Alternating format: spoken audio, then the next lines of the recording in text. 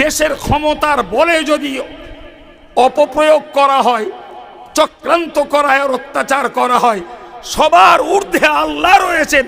আল্লাহর পক্ষ থেকে শাস্তির ব্যবস্থা হয়েই যায়। কোনো পিডব্লিউডির জায়গায় যেন কোনো প্রতিমা না ওঠে, কোনো মন্দির না তৈরি হয়, এবং তাৎক্ষণিক হলেও এক সপ্তাহের জন্য যদি পুজোর প্যান্ডেলটাও যেন কোনো পিডব্লিউর জায়গায় তৈরি না। আগামী দিনে অষ্টম প্রহরগুলো যেন 65 ডেসিবেলের মধ্যে থাকে। রাজাবাজারে তার উপরে চলেছে এক নির্মম অমানসিক ব্যবহার। রাজনৈতিক সভা যেন রোড জাম করে না হয়। রাজাবাজারে তার উপরে চলেছে এক নির্মম অমানসিক ব্যবহার।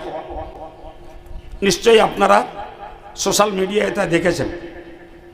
আমাদের বক্তব্য, যদি সত্যিই 10 মিনিটের জন্য নামাজ পড়লে যানজট হয়, 10 মিনিটের জন্য নামাজ পড়লে যদি সেটা দণ্ডনীয় অপরাধ হয়, তাহলে দেশময় আওয়াজ উঠুক যে কোনো রাজনৈতিক সভা যেন রোড জাম করে না হয়। একটা রাজনৈতিক সভা রোড জাম করে যেন না হয়, রাজ্য সরকারকে এ ব্যাপারে তৎপর হতে হবে। তবে রাজ্য সরকারকে ধন্যবাদ দেব যে তার নীতির এবং তার প্রতিশ্রুতির মূল্য আছে। না হলে বলবো নিঃসন্দেহে তিনি পক্ষপাতমূলক এবং অত্যাচারমূলক নীতি অবলম্বন করছেন। এবং শুধু ওই নয়, আমরা ভারতবর্ষে হিন্দু, মুসলিম, জৈন, খ্রিস্টান যারাই হই, এক সূত্রে সকলের সঙ্গে মেল বন্ধনে জীবনযাপন করছিলাম। আজকে যদি ধর্মভিত্তিক ডিভাইডেশন, বিভাজন যদি করে থাকে, তাহলে রাজ্য সরকারই তার পথ দেখিয়েছে। আগামী দিনে অষ্টম প্রহরগুলো যেন 65 ডেসিবেলের মধ্যে থাকে, এ দাবি আমাদের রাখতে হবে। এবং রাস্তার উপরে কোনো পিডব্লিউডির জায়গায় যেন কোনো প্রতিমা না ওঠে, কোনো মন্দির না তৈরি হয়, এবং তাৎক্ষণিক হলেও এক সপ্তাহের জন্য যদি পুজোর প্যান্ডেলটাও যেন কোনো পিডব্লিউর জায়গায় তৈরি না হয়।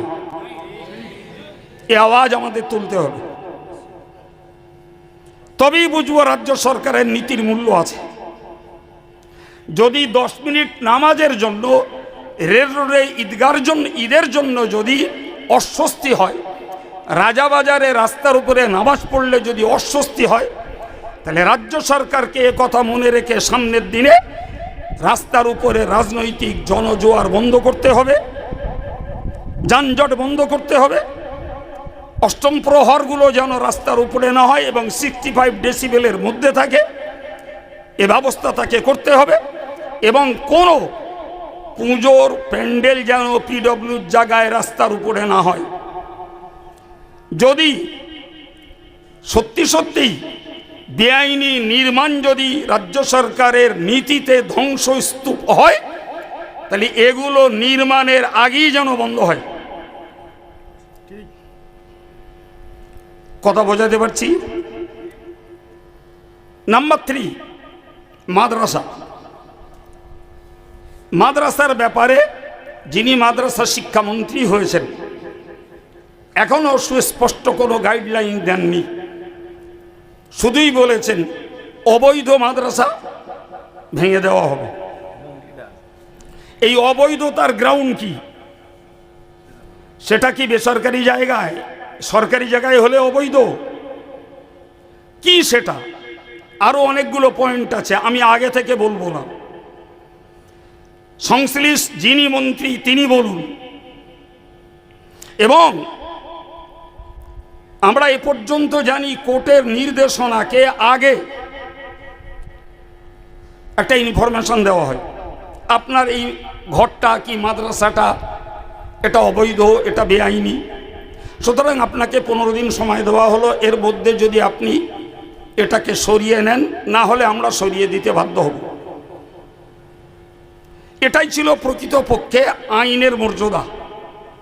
কিন্তু আজকের উইদাউট এনি ইনফরমেশন এবং কোনো রকমের সময় সুযোগ দেওয়া ছাড়াই যে সমস্ত বেআইনি নির্মাণ বলে ধূলিসাৎ করা হচ্ছে, তারা জানেন তাদের বেআইনি কিনা, ওটা আমরা বলতে পারবো না। আমি তাদের পক্ষেও কথা বলছি না। কিন্তু আমাদের মাদ্রাসাগুলো একটিও সরকারি জায়গায় নেই।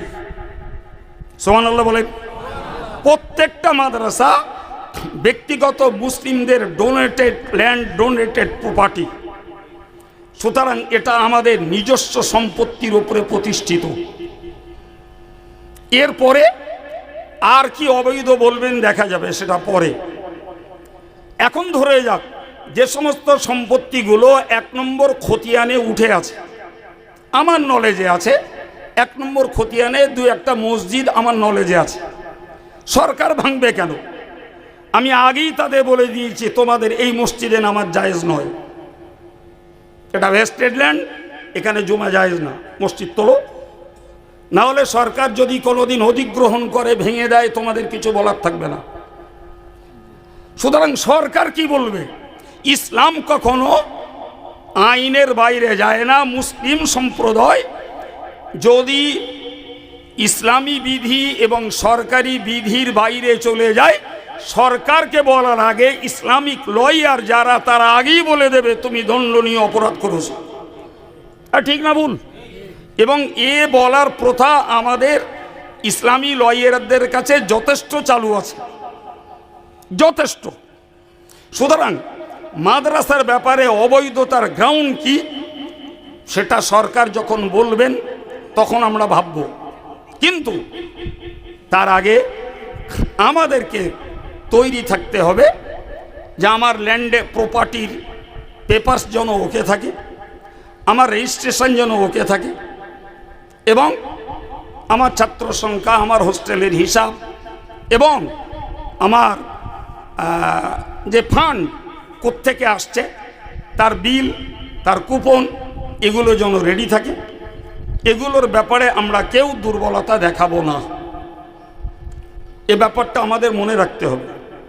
তবে এক্ষেত্রেও আমাদের বক্তব্য, যদি অবৈধ মাদ্রাসা কোনোটা প্রমাণ হয়, সেটা যদি সরকার কর্তৃক ভাঙা হয়, আমাদের বক্তব্য অবৈধ প্রমাণ দিলে সরকারকে ভাঙতে হবে না, আমরা ভেঙে দেব। কিন্তু দেশ জুড়ে ব্যাঙের ছাতার মতো মিশন গজিয়েছে।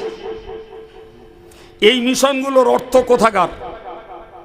এতে রাজ্য অর্থ দপ্তর কত দেয় এবং এনজিও, নন গভর্নমেন্ট অর্গানাইজেশন, এরা কত দেয়, তারা ছাত্রদের কাছে কত নেয় এবং এরা মাইনরিটির টাকা থেকে কত নেয়, এর হিসাব রাজ্য সরকারকে নেওয়া লাগবে। কারণ সেটাও পাবলিক ফার্ম, মাদ্রাসাগুলো পাবলিক ফার্ম। তাহলে দেশের মিশন এবং অন্যান্য যে সমস্ত বেসরকারি প্রতিষ্ঠানগুলো রয়েছে, সেগুলোর ক্ষেত্রেও যেন সরকারের এই আইনি ব্যবস্থা লাগু করা হয়। তা না হলে আবার আমরা বলবো যেটা কেবলমাত্র একটি সম্প্রদায়কে কোণঠাসা করারই চক্রান্ত।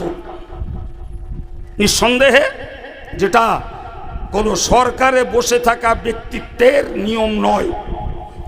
এবং কোর্ট যে বিচার করবেন, আমরা জানি কোর্ট একটি নিরপেক্ষ বিভাগ এবং নিরপেক্ষ বিবেচক বিভাগ। এখন কোর্ট যদি ক্ষমতাসীন দলের কাছে তামাক খেয়ে কোর্ট যদি সেই পক্ষে রায় দেয়, তবে মনে রাখতে হবে কালের চাকা ঘুরছে, দাঁড়িয়ে নেই। সুতরাং সময় হলে নিশ্চিত এর জবাব আমরা ধৈর্যের বিনিময়ে দেখতে পাব। মনে রাখতে হবে, বারবার বলছি, অধৈর্য হলেই হারতে হবে। বাংলা প্রবাদে বলে যে রেগে যায় সে হেরে যায়। রাগলে হবে না, অধৈর্য হলে হবে না, সময়ের অপেক্ষা করতে হবে। আরে একটা কথা বিশ্বাস রাখুন, দেশের ক্ষমতার বলে যদি অপপ্রয়োগ করা হয়, চক্রান্ত করা হয়, অত্যাচার করা হয়, সবার ঊর্ধ্বে আল্লাহ রয়েছেন। আল্লাহর পক্ষ থেকে শাস্তির ব্যবস্থা হয়েই যাবে, কোনো ক্ষমা হবে না। এর ঊর্ধ্বে কি আছে? এর ঊর্ধ্বে কি আছে? হযরত আবু মাসউদ আনসারী রাদিয়াল্লাহু আনহু তিনি তার কর্মচারীকে চোটপাট করছিলেন, ছোট মোটা করে বলছিলেন। রাসূলুল্লাহ একবার দূর থেকে বললেন, তিনি টেম্পটেড ছিলেন, কথাটা ক্যাচ করতে পারেননি। রাসূল কাছে যেয়ে বললেন, লাল্লাহু আকদারু আলাইকা মিনকা আলা হাযাল আবদ, তুমি এই চাকরটার উপরে যে চোটপাট করছো, মনে রাখো এর উপরে তোমার যত ক্ষমতা, তোমার আল্লাহর ক্ষমতা তোমার উপরে অনেক বেশি। সুতরাং আমরা দেশের নাগরিক, আমরা আইনের ঊর্ধ্বে যাব না, আমরা আইনের অন্তর্ভুক্ত, আইনের অধীনে থাকব, অপেক্ষা করব। অত্যাচারের সময় সীমা যখন ক্রস করবে তখন অপেক্ষা করতে হবে, মালিকের পক্ষ থেকে তার ব্যবস্থা আসবে। বিশ্বের অন্য কোনো জাতি ধর্ম বর্ণের মানুষ একথা বিশ্বাস না করুক, একজন ইমানদারকে একথা দৃঢ়তার সঙ্গে বিশ্বাস করা দরকার। ঠিক না ভুল? এখন ধরে নেন আজকে 65 ডেসিবেলের ঊর্ধ্বে আওয়াজ নিষিদ্ধ হয়েছে। 65 ডেসিবেলের ঊর্ধ্বে আওয়াজ যখন নিষিদ্ধ, আমি এই যে কথা বলছি 65-এর বেশি হয়ে গেছে। এই কথা শুনতে পাচ্ছেন কি? সুতরাং আজান মাইকে দেওয়ার ব্যবস্থা কেন? আজান মাইকে দেওয়ার ব্যবস্থা, মুসল্লিরা আজান শুনবে এবং জমাতে নামাজ পড়তে আসবে। স্বার্থ এটাই তো নাকি? এই কথা বলেন। গ্রামে বস্তিতে 5 ওয়াক্ত আজান দিতে হবে, এর জন্য অন্য উপকারিতা নয়। উপকারিতা নাম্বার 1 একটাই, মুসল্লিরা জমাতে নামাজ পড়বে। তো আমরা বাস্তবে দেখি যে আজানের পরেও অনেক মানুষ জমাত তো দূরের কথা, এমনিতেও নামাজ পড়েন না। আর যারা জমাতে নামাজ পড়েন আলহামদুলিল্লাহ, প্রত্যেকটা মসজিদের টাইম ফিক্স আছে, আর ঘড়ি ছাড়া কেউ চলেন না। ফলে জমাতে অভ্যস্ত মানুষ যারা, মাইকে আজান না হলেও আলহামদুলিল্লাহ তারা বা জামাত নামাজ আদায় করবেন। ঠিক না ভুল? তাহলে মাইকে আজান দিতে যাওয়ার জন্য আমরা আইন হাতে তুলে নেব না। তবে নিশ্চিত আমাদের বক্তব্য থাকবে, মাইকের আজান যদি 65 ডেসিবেলের ঊর্ধ্বে গেলে আইনত অপরাধ হয়,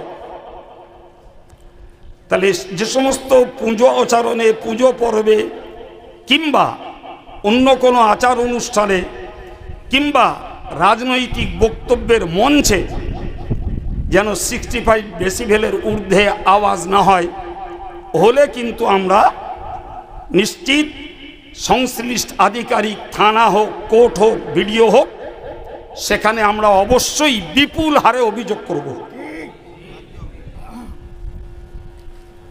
কথা বোঝা গেছে? বিপুল হারে আমরা অভিযোগ করব, এটা আমাদের মাথায় রাখতে হবে। থানা যতবারে অভিযোগ নিক, বিডিও নিক, কোর্ট নিক, যতক্ষণ বারে নিক, আমরা দিতে থাকব। আইন যদি আজানের জন্য হয় তাহলে সমস্ত ক্ষেত্রেও শব্দ দূষণ প্রতিরোধ হওয়া দরকার। কথা বোঝা গেল? এ ব্যাপারে আমি মুসলমান ভাইদের কাছে অনুরোধ করব, বারবার বলছি, আইনের ঊর্ধ্বে যে ধৃত শাস্তিযোগ্য আসামি কেউ হব না। কোর্টের আইন, সরকারের আইনকে আমরা শ্রদ্ধা জানাবো, কিন্তু দাবি একটাই, আইন যেন সব নাগরিকদের জন্য সমান হয়। না হলে নিয়ম অনুযায়ী আমরা তার বিরুদ্ধে যে সংশ্লিষ্ট অফিসে গেলে আমাদের দাবি রাখতে পারি, সেখানে আমরা যেতে পিছাবো না। কথা বোঝা গেছে? খবরদার কোনো বিষয় নিয়ে, আমি আবার বলছি, মনে রাখবেন, আমরা মক্কার জীবনে বাস করছি, এই কথাটা কেউ ভুলবেন না। আমরা মক্কার জীবনে বাস করছি, এই কথাটা ভুলবেন না। আমরা আমাদের ব্যক্তি ধর্ম আচরণ বজায় রাখব, যেগুলো সামাজিক আচরণ সেক্ষেত্রে সরকারি আইনের ঊর্ধ্বে আমরা যাব না।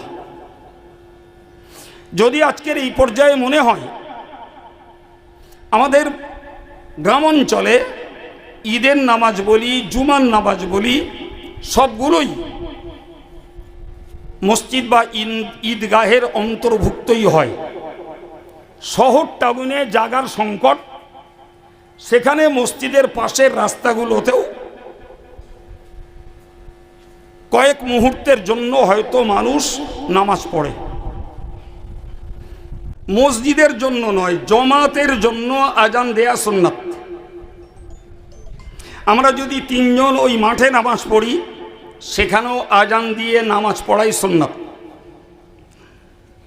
সুতরাং আজানের সঙ্গে মসজিদের সম্পর্ক নয়, মসজিদে যেহেতু জমাত হয় তাই মসজিদে 5 ওয়াক্ত আজান হয়। সারা দুনিয়ার যেখানেই জমাত হোক সেখানেই আজান দেয়া সুন্নাত। আজানের সঙ্গে লাউড স্পিকারের কোনো সম্পর্ক নাই, আজানের সঙ্গে মাইকের কোনো সম্পর্ক নাই। কথা বুঝতে পেরেছি? মাইক ব্যবহার করায় বাধা ছিল না,